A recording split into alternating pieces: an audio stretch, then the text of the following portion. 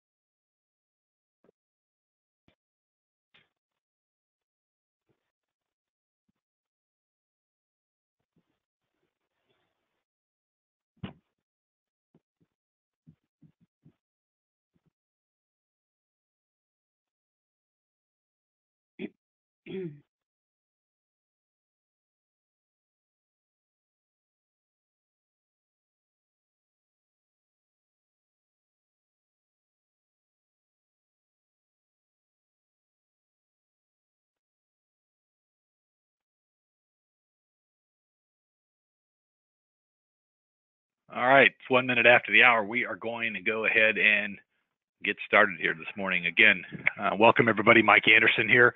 Glad you could join us, depending on where you're at this morning or this afternoon. We are really fortunate to have Jennifer Howlett, the underwriting supervisor for United Security Assurance. Jennifer, say good morning. Good morning, everyone. Thanks for joining us. Yes, and also we've got Matt Sussman, Senior Director of Business Development for USAC. Matt, give everybody a quick howdy. Good morning, everyone. Good morning. We appreciate the time. I'm sure this will be beneficial. So it will be beneficial. Just a couple laundry items. As is always the case, we've got everybody on command mute. That allows us to get a better quality recording. Obviously, we are then recording this, and we will have it posted onto our website under the training section as soon as we can later today. Since we've got everybody muted, we'll be pushing the questions downstream to the end of the presentation, and we'll be sure and make plenty of time available to cover any things that you've got. I would ask you that if you've got a case-specific situation as opposed to kind of a general question, that we get something set up to handle that offline after the call, rather than tying everybody up while you're going through the specifics of a recent decline. The last thing, webinar schedule-wise, our next scheduled webinar is May 1st. That's a Wednesday. That'll be at 9 o'clock Pacific time. We will have Larry Moore, one of the great veteran wholesalers in the long-term care business. He will be joining us along with Stephanie Paul, and they're going to take everybody through the Lincoln Money Guard product and how it can be a real game changer for you. So keep your eyes open for the invitations for that. So, all right, setting all that aside, I'm going to go ahead and turn it over. Matt's the man behind the curtain. He's going to be moving things around, and Jennifer is going to provide the voice. So we'll go ahead and get everything started. Go ahead, Matt. Hey, thanks, Mike. We definitely appreciate the time, and we appreciate everyone's time this morning. Today really is about underwriting. Generic, we're not going to talk too much about United Securities underwriting, because I think as we go through the training today, you'll learn where our sweet spots are and how we can really help you out. So as we move forward, let me just talk about what we're going to be doing. And, as we move forward also, jot down some notes. If there's been some cases that have been declined, maybe now's a good time to revisit them based on some of the information that you know. And also, we're going to have some forms we're going to be able to share with you, so it will be able to really dictate what questions should I really be getting from my clients to do a good pre-qualification. So we've kind of developed this program just to help you agents in the industry to make it a little bit easier out there to get as much information. I know when we talk to clients, they don't always tell us everything, but hopefully, you know, as we talk with more clients and we have a guide and we know some more questions to ask them, our underwriting will get a little bit better. Our issues will be a little bit higher, and it will make it better for everyone out there. So what I want to do is I just turn it over to Jennifer. She's going to kind of be running the show today, and we'll have all the questions at the end, but please write them down so you don't forget to ask us. And we look forward to helping everyone today and making it a little bit easier out there, putting more money back into your pockets, and helping more clients at the same time. So Jen, all of you. All right. Thank you, Matt. I do appreciate it. Okay. Well, we'll start off with it's all about the stamp. So we know the biggest problem today is the increase in declines, and we are going to talk about that on the next couple of slides, but we want more approvals. What does it take to get an approval? Well, there's a lot of steps we can take in the beginning. One of those is to really know your client, find out different things that they have, ask the right questions, call the underwriters. We do a great pre-qualification situation with our company. You can call in or email. So it's all about trying to get that approved stamp. We don't like to do the denials. We like to counteroffer. We like to try to get something in your hands. So definitely get the approved stamp. Let's shoot for that. And you can switch. The maze of underwriting. There's so many conditions, medications, and scenarios today. No case is ever the same. We utilize a lifestyle approach to underwriting. Hopefully, a lot of other companies are doing the same in general because not every case is the same. You can have two people with the same exact conditions, but there's so many different variables in that condition that can affect the underwriting. The guidelines are strictly that. They are guidelines. Every case is different, and we would hope that with a certain lifestyle somebody leads or physician compliance, medications, exercise, whatever it may be that they're doing to treat their condition, we can try to get through that maze and get them to the right place, get the right policy issued for them.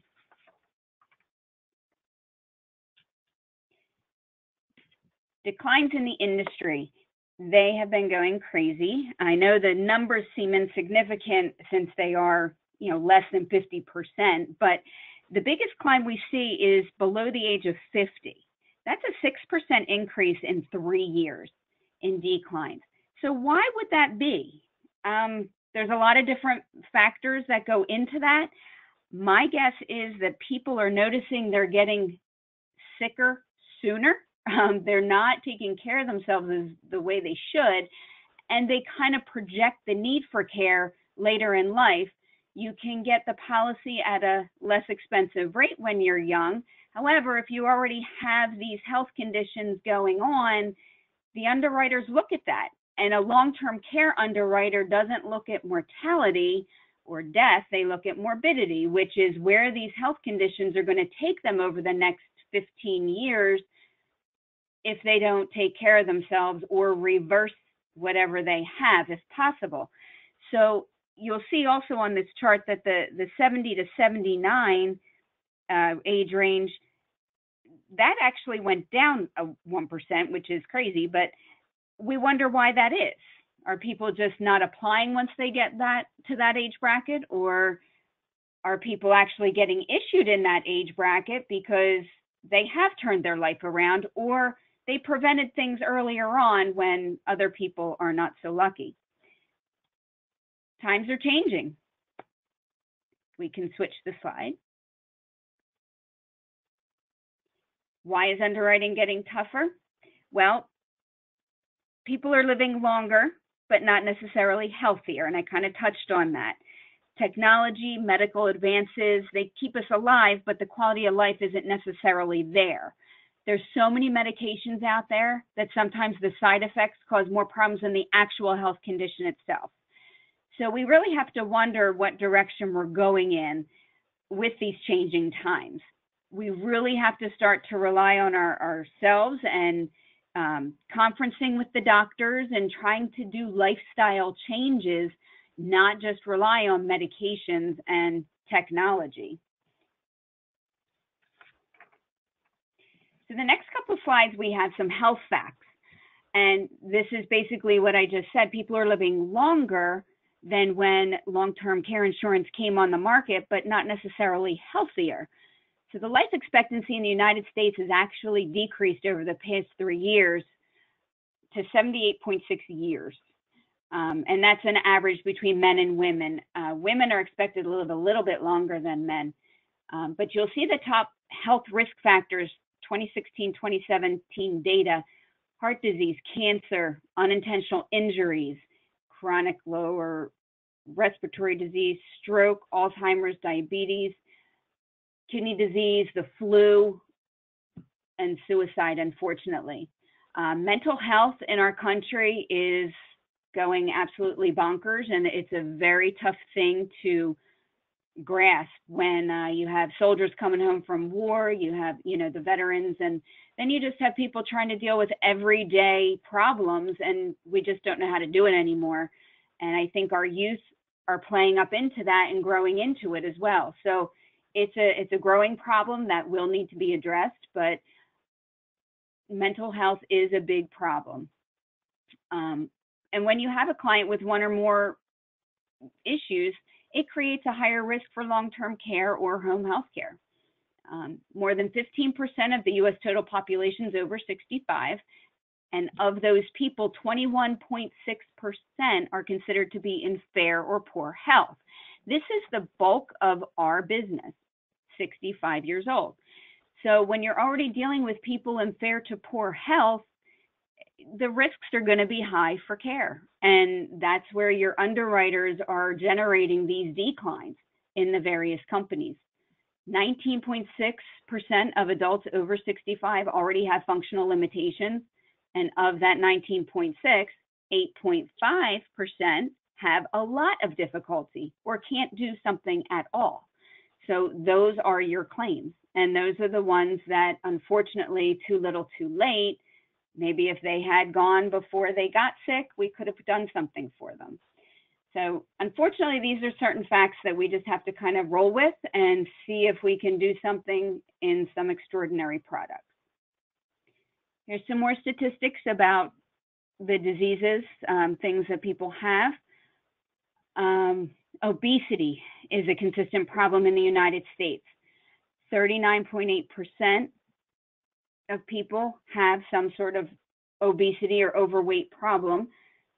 And all the complications that come with obesity, like heart disease, stroke, diabetes, cancer, some of these can be preventable. And when people are starting to get these things in their 50s, they will unfortunately progress as they get into their 70s. And again, that's where some of your declines are generating in those younger ages. The medical costs are exorbitant when you're talking about people with obesity.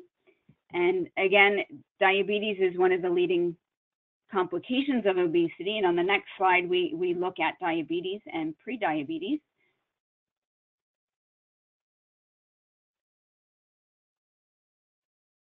So you can see that the diabetes statistics are pretty great as well.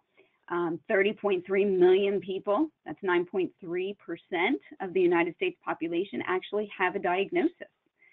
23.1 are diagnosed, 7.2 million are undiagnosed. People are walking around with out-of-range sugars and don't even know it, and the complications just compound when they're not taken care of. Some people just don't like to go to the doctor because they're afraid to find out things that are wrong. If they've led a higher risk lifestyle with their diet or non-exercise, sedentary jobs or things like that, where they just don't want to go out of the house, they can lead to some nasty health conditions as well. So patient education, self-care practices are important aspects of disease management. And hopefully people that have been diagnosed with diabetes can either reverse it or control it to the highest level where they don't experience the complications.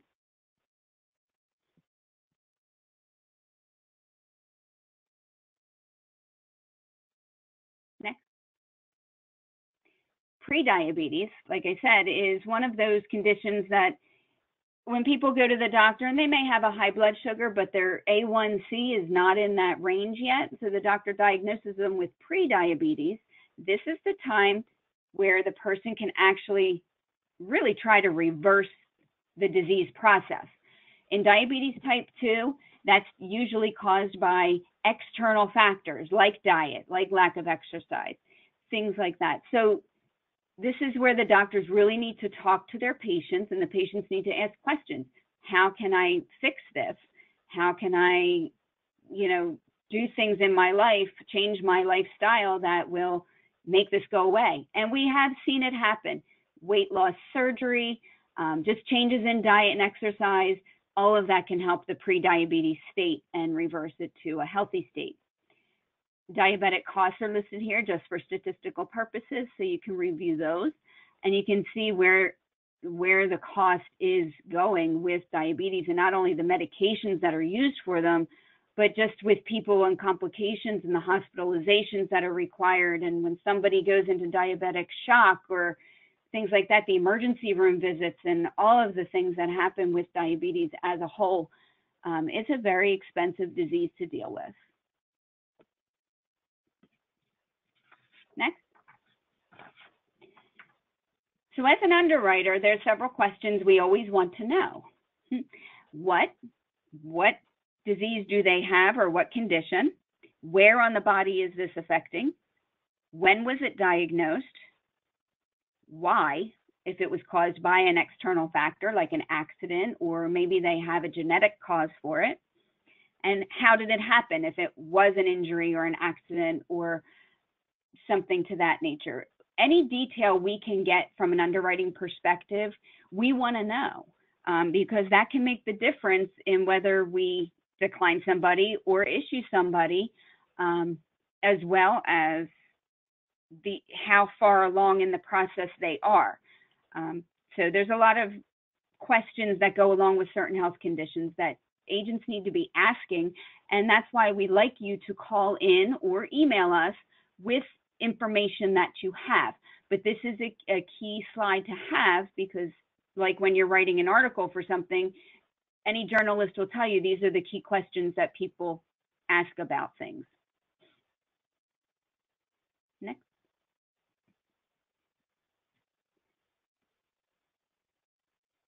So this slide lists the top 6 reasons for declines that we see from our underwriting perspective at our company.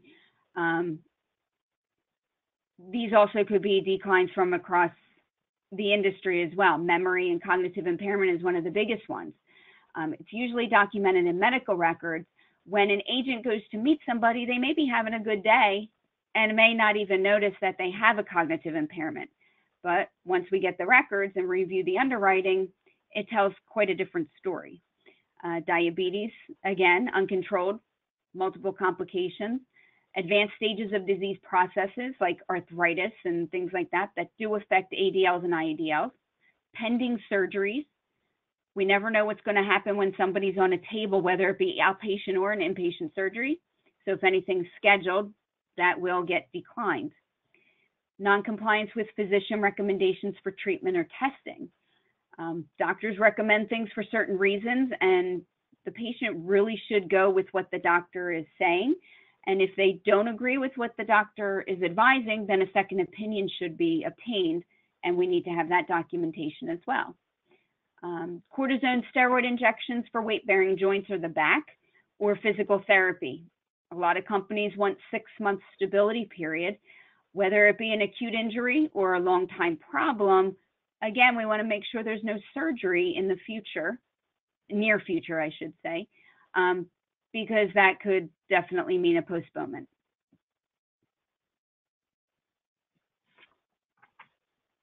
So pre-qualifications are super important. Like I said, we do email as well as phone calls. If you need an immediate answer, phone call, of course, is the best way. And when you call in, this slide just states the questions we will be asking, and that are the most important.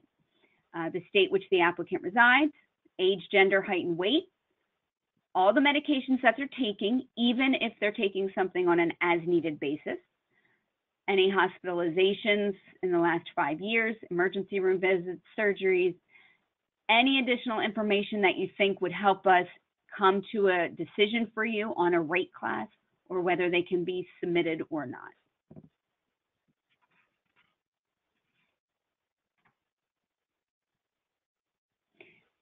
Pre-qualification misses.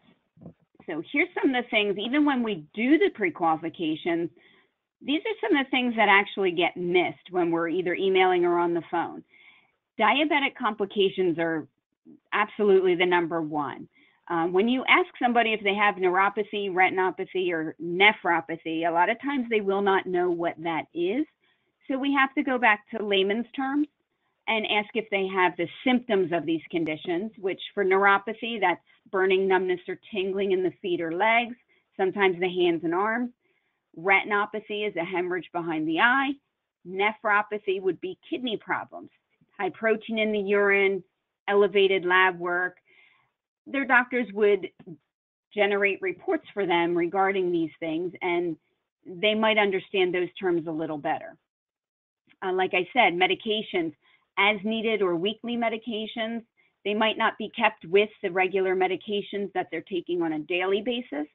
So sometimes they may need to go somewhere else to get that medication for you and they forget about it. So those are very important. The surgical hospital ER visits, sometimes we miss some of those. Additional walking aids. Maybe they use a cane or a walker, but it's kept in another room. So when the agent was there with them, they didn't see it, or it didn't get brought into the conversation, or because they were at home, they didn't need it. They only use it when they go out or to the store or something like that. Oxygen at night, sometimes people will use it at night with their CPAP machine or by itself, so it's kept in their bedroom. Again, an agent might miss that because it's not in the room that they're actually taking the application in, or if they're doing it on a screen through, a web application, they may not see it in the room. Pain management consultations and treatments, injection therapy, TENS units, physical therapy, things of that nature. Those are a lot of times missed by the agents when we're questioning.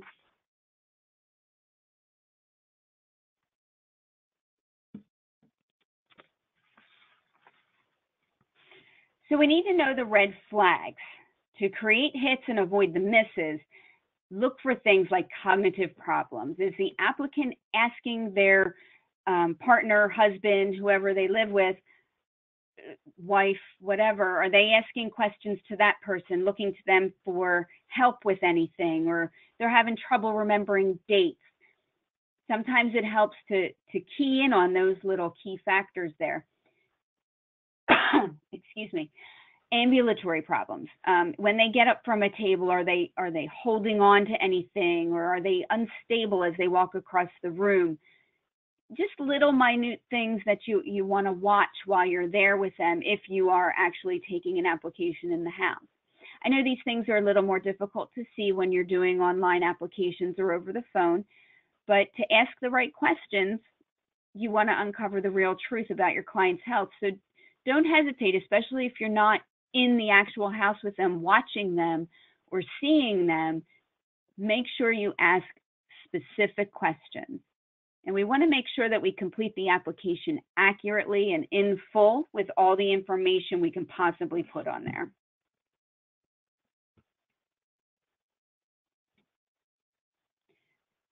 So which way do we go? There really isn't a wrong way or a right way. There's different ways for different people. The wrong way, obviously, would be submitting to a company that you know is absolutely not going to take your client. So we would hope that the right way would be to a company that does take some cases that, might be a little on the riskier side if you do have a high-risk client. So just know which companies take what, know your underwriting guidelines, know your resources, know where you can go for questions, and maybe even call the companies that allow you to do that to sort out things and say, well, this company may not take you, so let's try to send it here instead. Or, so that's where you're deciding right way, wrong way. But you just want to go the right way for your client and for you. Make it a win-win. You want to make money and you want to get that coverage. So that's the way to go.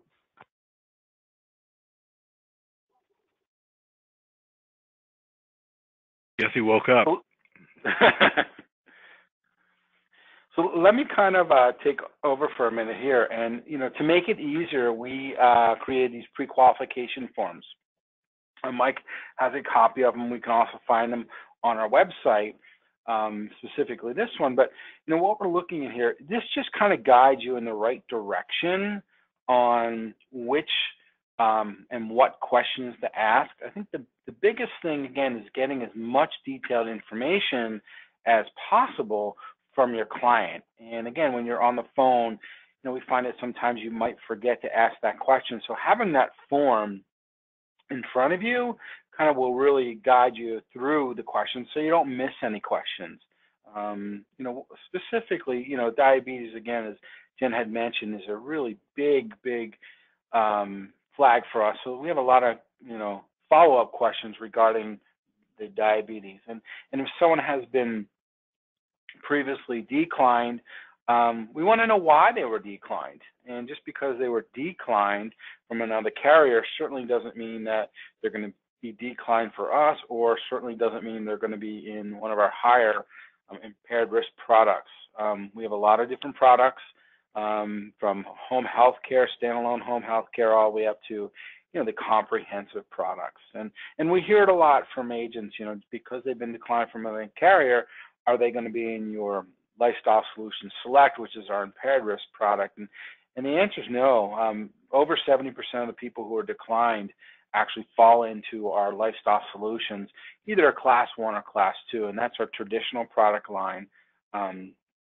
So again, this is just a form to make it easier for you guys to ask those questions. And we're gonna AIM's gonna try to help us with that. If we have a decline, we're gonna work together to try to do the pre-qualification to offer you guys a pre-qualification, a positive pre-qualification. Said, all right, it's been declined by another carrier. Let's take a look at United Security Assurance, because we think they'll accept the application based on the information you shared. And certainly when it's a decline, the more information we have, the better the pre-qualification. And I'm always a fan of calling underwriting, and Jen kind of alluded to that, is when we talk about the comorbid conditions, it's really hard to look in the underwriting guide and determine, is this person going to be approved or not. So when you have those conditions where a lot of things are going on, not just one thing, pick up the phone, just call us and talk to any underwriter. We have a live operator, so when you call, just ask for underwriting pre-qualification, and any of our underwriters will be glad to help you out. And as long as you give them as much information as possible that and there's no mystery in the medical records, their pre-qualifications are really accurate. Again, obviously, we see when we get the medical records, all bets are off. But until then, we have a very high approval rate from good pre-qualifications. Thanks for jumping in on there, Matt. I do apologize. That's okay. That's quite all right. So here we are. I put him out there. So yes, I agree with everything that Matt just said, and I thank you again for jumping in on there.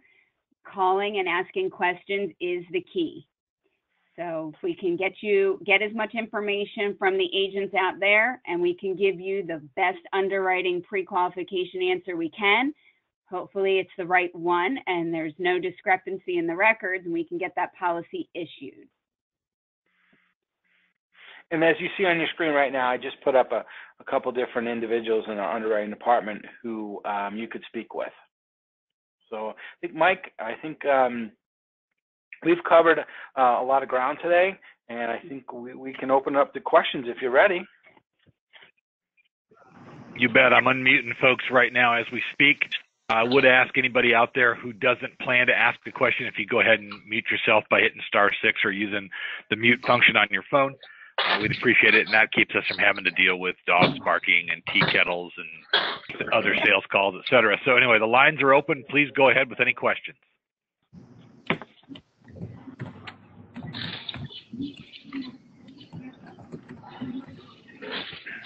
I hope there's not any shy individuals out there. I know we do a pretty thorough job, or try to. We'd love to take your questions.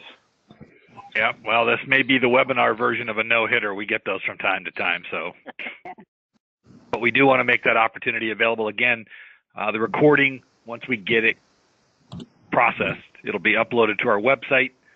Should be available up there later today, where you can click on it and go back through it at your leisure, maybe review something that you had a question on, whatever. And the phone numbers that we had just a few minutes ago also give you the access to folks who can help you out as well. So anyway, let's take one other pass for questions. And again, I appreciate Jennifer and Matt, you two making your time available for us here today. And we're quite confident that we can make use of the resources that USAC brings to bear for us here to help you all help more of your clients. So, well, we don't have anybody jumping in. We don't have anybody holding their hand up or typing anything in, any of that kind of stuff. Nope. What do you know? There is one. Hold on. Here we go. Oh, do you guys have any software available for quoting purposes? That's a great question. So we actually have two. We are on StratDecisions for our lifestyle solutions. If you use StratDecisions, otherwise you can download our software. Once you're appointed with us, you'll have access to our web page and our portals, where you can download the entire quoting software that gives you total all of our products that are available. Comparison, no mistake. Also, pollution. All right, I'll cut that one off here with a side conversation. So, all right, well, that's appreciate the answer on that, Matt. Any one more chance for any other questions out there?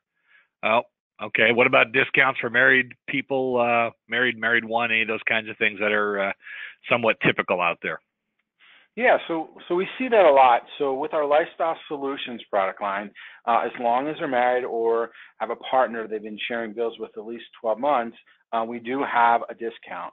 So it will be a 15% discount if they do have a partner. The other partner or spouse does not have to apply. If they both apply, then there's a 20% discount. And they both have to be approved and accept the policy to get the 20% discount.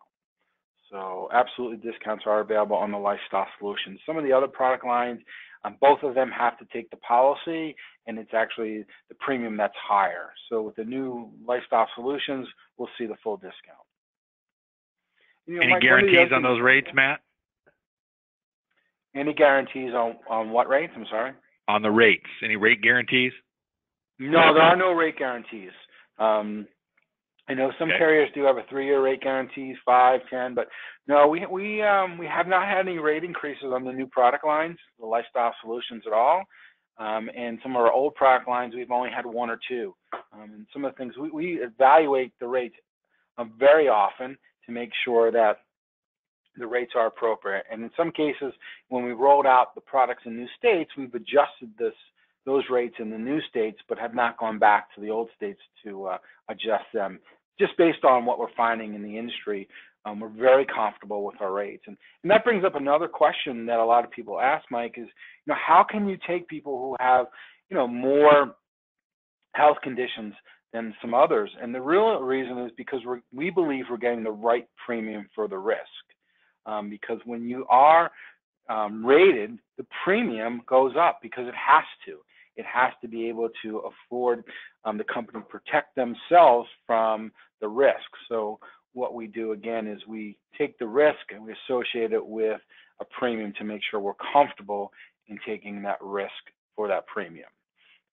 Certainly can't take everything, but we certainly can take a lot of cases. For instance, someone who has MS and they have the condition, have no ADL issues, no cognitive issues, we're talking about 300% more premium than a standard individual. Limited some benefits as well. So again, we're taking the risk, but we're charging appropriately for that risk. That's another question that comes up a lot. How can we do it? We've been doing it since 1983. Well, we do hear that, so yeah. Yeah, good stuff. All right. Well, we're going to go ahead and wrap it up then. We appreciate everybody making your time available. And again, Matt, you and Jennifer for joining us here and taking us through this. A reminder to everybody, next webinar on the schedule is May 1. And that'll be Larry Moore from Lincoln, and he'll be spending some time with us and taking us through Lincoln Money Guard. That should be very good. So appreciate everybody making their time available. We'll go ahead and get this processed here and get it posted on the website. Matt, Jennifer, thanks for your time. And thank you. Thanks and good selling to everybody. All righty. Thanks. Take care. Make it a great day, everyone. All right, thank you. Bye.